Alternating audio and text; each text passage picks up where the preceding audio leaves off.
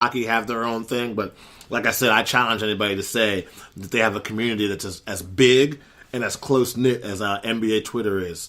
So, without further ado, what teams have been performing well, what teams have been performing bad, what players are balling out, what players need to watch some film and step up and get their game right. I've come up with the name myself. It is time, ladies and gentlemen, for the Hilwig Report. All right, man. There's definitely been some good games going on in the NBA. I want to start this off with one guy. I kind of overlooked him, but I mentioned him earlier, so I definitely want to stick with him, man.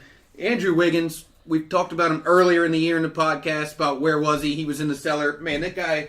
If you look at him, the last 10 games, he's averaging 22 points, 4 rebounds, 3 assists, and 1 steal a game. You look at the games that he's had against OKC, they had to win 40 points, 10 rebounds, 4 assists, 1 block, 1 steal. I mean, that guy, 40 points, you don't see him getting that often. In the game before that, of course, he had 28 points.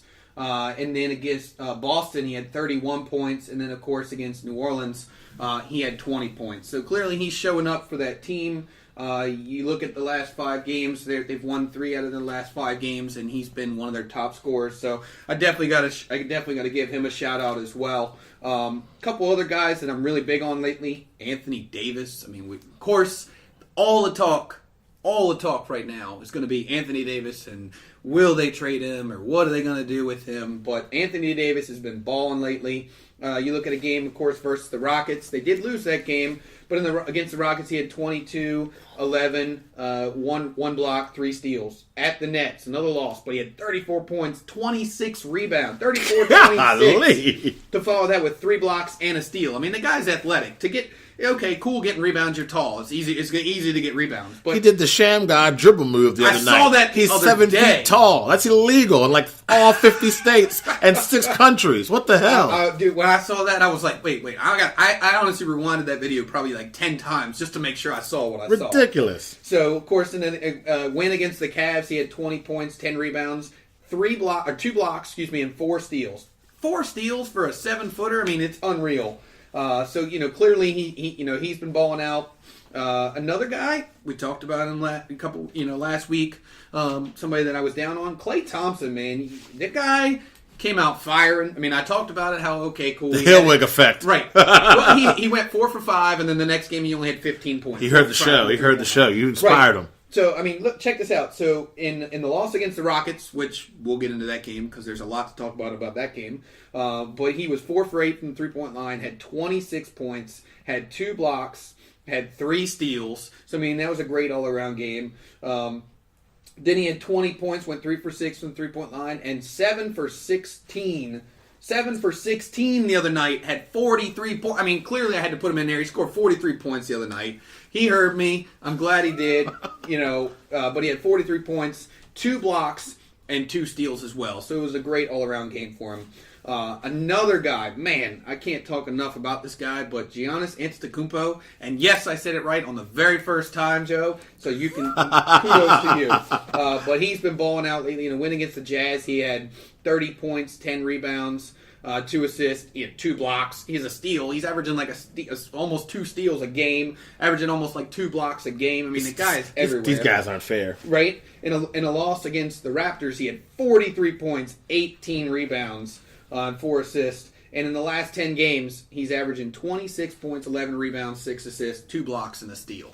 So, he's definitely out there balling like crazy. Now, couple of guys that I want to talk about that I'm a little down on, different reasons. But Hassan Whiteside, Miami's doing really good right now. What are they, 6, I think, in the Eastern Conference, I believe. The last time I checked, there were 6 in the Eastern Conference. But, I mean, you look at games, and he's got 12 points and 11 rebounds.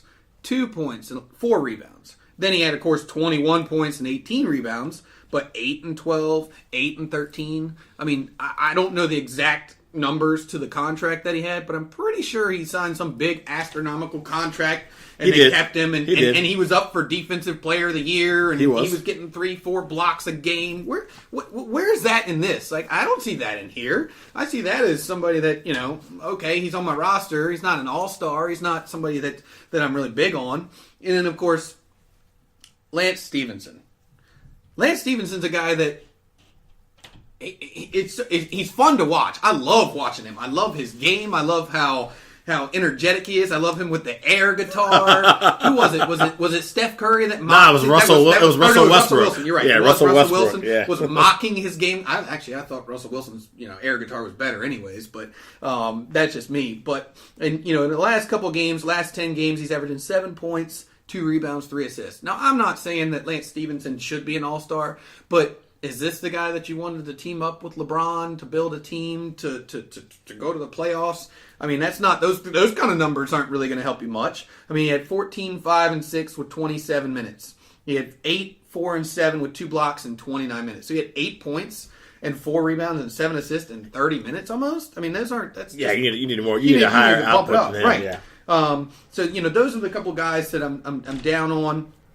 Now we talk about teams. I want to start off with a couple of teams that I'm down on right now. Of course, the Washington Wizards, my team, love them. I know that they're John Wall's out and stuff like that, but in the last 10, they're only 4-6. They got losses to the Heat, the Bulls, the Pistons. So, they're one of those teams that I'm down on right now. I mean, I think they're in 11th spot. We beat the Thunder last night, though. Right. Oh, no. I mean, they had a great game against the Thunder. Yeah, but it's been trash. There's too many other, eggs that they dropped, or, in other games. Another team is the Mavs. We talked about them. Love Luka Doncic. Love Dennis Smith. Love that team and a lot of other players that they have. But they've lost 3 in a row. They're 3-7. 3-7 in their last 10 games. They got lost to the Lakers, the Sixers, the Celtics. We had big hopes for them. They were in. I mean, granted, it was early in the season, but they were in the 8th spot for just a couple days or something like that. So seems like years ago, right? Teams that I'm big on, man. It's funny when you mentioned it. I started mentioning it last week. I know somebody else mentioned it, and you gave me my props. So of course I mentioned them. But the Spurs, 5 wins in a row. Clippers, Celtics, Raptors, 8-2 in their last 10. I mean, they're winning some solid games. They're not just beating some chump teams. They're beating some teams that are in the top 5 of the Eastern and Western Conference in those games. True story. And then, of course, the Miami Heat. Yeah, they lost 2 in a row. They played the Nuggets really close the other night. They probably should have won that game. But they beat the Bucks. They beat the Rockets. They beat the Pelicans. I mean, those are some really good teams that the Heat have been beating, and they're actually in the top 8 in the Eastern Conference now. So another team that started out not doing so well, but is finally clicking together. Deion Waiters came back. Yeah, the return of Waiters Island. I talked about Waiters Island coming back last week. Yep. So it's going to be fun to see where they can go from there and see if Dwayne Wade can have one last hurrah in the playoffs, because I'm pretty sure this will probably be this will be his last year for sure. It is. So it'd be nice to see the Heat make the playoffs, so he gets one more last hurrah in the playoffs to end his career. Yeah, I'd like to see one last dance from D Wade. I mean, he always takes his game to another notch in the postseason, and the Eastern Conference is top heavy. So I mean, if they get the right matchup, Miami can get out that first round. And I'm definitely not saying they're Eastern Conference Finals or anything crazy like that. But I mean, once you get in there, it's anyone's game. I would really like to see Dwayne Wade truly get one last dance via the NBA postseason for sure. Well, you look at their record right now; they're 19-20. They've, like I said, they've won 6 and 4 out of their last 10. But you got Brooklyn and you got the Hornets. So you've got the Nets and the Hornets right behind them, and then of course you got the Pistons, the Magic, and the Wizards. So clearly, and the only team that has, the Wizards is the worst. They're 16-25. Of course they are. So you look at it. We're what 4.5 games behind Miami.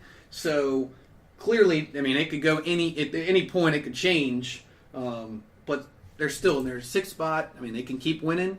Great, cool. We need Whiteside to step up. Clearly, I talked about it. Hopefully, he hears me just like Clay Thompson heard me. We're going to send him the podcast. I'm telling you right now, he's going to have 20-20 for the next 5 games. If people hear me, and when they hear me, they're like, "Oh, I can't have them talk about me like that." They want to be on the Hilwig Report for good things, not for bad things. That's the objective. If you're going to be on the Hilwig Report, you want to be on the good side, the bad side. So we'll shoot out to Hassan. I mean, also too, if there's anybody who can pull off some kind of deal to make his team improve before the trade deadline, it's Pat Riley.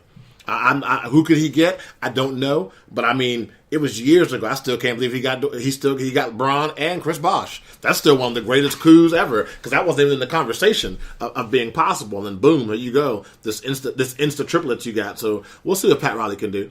Oh, absolutely. I mean, Miami is always been one of those teams that can put stuff together, and you don't know what you look at their roster after LeBron left. What's their roster going to do? And they've still made the playoffs. They've still pulled it together. Of course, Dwayne Wade left and came back. But like you said, Pat Riley, they patched everything up. Dwayne Wade's back now, and it's fun to watch him. Yeah, we'll have to see. Well, yeah, like I told you guys, we have a name for it now, and that was the Hilwig Report.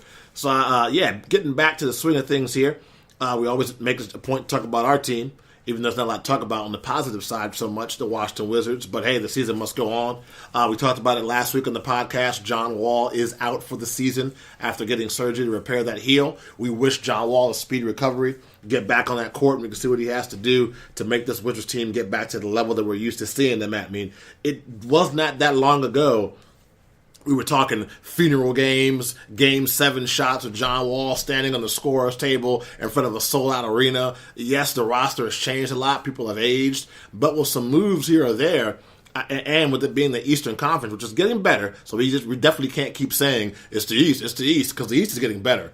But if they make some moves, the Washington Wizards can be right back where we want to see them at. Look at this Wizards roster right now. Of course, the good thing is with Wall being out, they're not tanking, but you're getting a lot of chances to see players you might not necessarily see. We talked about Satoransky, one of the guys who I like a lot. Obviously, he's no John Wall, but he, in my opinion, is a serviceable point guard for the rest of the season. You get to see people like Thomas Bryant get out there, show what he can do. Bradley Beal is really cementing himself as one of the elite players in the NBA, a really good leader for this team. Will he stick with the Wizards or will they trade him off? I do not know. There seems to be a lot of talk about that. So right now, for me as a Wizards fan, I'm looking at the season two different ways. I'm evaluating players as the game goes on, but I'm also thinking who's expendable, who can we move to make this team better moving forward. The Bradley Beal situation, if it was me, to be honest with you, the contract for John Wall is going to become an issue. The more the years go by, obviously the more money you have to pay the guy. If, and the key word is if, so before people start atting me on Twitter, if I had to trade one of my guards, and I'm Ernie Grunfeld, I'm trading John Wall and that contract, and I'm building around Bradley Beal. His personality seems to be a better fit for the team from what I can tell. Kind of like a silent alpha male, not a Kobe Bryant dominant guy, but seems to be his actions speak louder than his words do. But I think if you're going to build around Bradley Beal, of course you got to get that guy some help, and you have to get some pieces around there that can help him. And if you're going to keep both guards, then you definitely got to just, hey, luxury tax be damned. Let's go all in on this thing and see what we can pull out. That's kind of how I'm looking at the Wizards. I'm evaluating players and who we keep, who we should get rid of. And I'm also taking a look at pieces that can get moved. Yeah, I mean, we heard that, Ron Baker, they waived him, so he's gone. They brought him in to see what he could do. Clearly, this ain't Wichita State, Ron Baker. I'm sorry, brother. No, and he wasn't. He just didn't. I don't think he really got enough chance to really show what he could do. But I also don't think he was really gonna. He really had that much to really show. They've seen the tape. They've seen what he did, where he was at. So, but you look at the roster. Jeff Green, we talked about it. I love Jeff Green. He's averaging 11.5 points per game, 5 rebounds per game. He's a guy. Thomas Bryant, man. Like I said, I mean, we talk about him all the time. But that guy, that young guy, I like him. I like what he's done. Chasen Randall is he's the guard that I guess is getting the minutes. With John Wall out, so they're giving him some play. He's looked good at times. He's looked bad at times. We're just not really sure what we're going to get out of him right this second. It's good to see Devin Robinson to get out there, play a few games. True. And Troy Brown. I really want to see what Troy Brown can do because you look at some of the games that he had when he was in college. He was pretty good. So we drafted him. And we want to see what he can do. We don't want to just let him sit on the bench. I mean, you want to see what these guys can do. Hey, you got to, like I said, you got to evaluate your roster, man. Right. So, man, I can't even believe I'm saying this, but man, I loved Austin Rivers. I wanted to keep Austin Rivers. Of course, you see what Austin Rivers is doing right now in You Houston? called it. You called it. You see what he's doing right now in Houston. It. Why couldn't he do that here? Why? But that's just off topic. But anyways, yeah, I mean, looking at the roster, there's definitely got to be some things that we can do to get somebody else in here. Who's it going to be? I mean, who knows? We don't know who's going to be. But you're right. We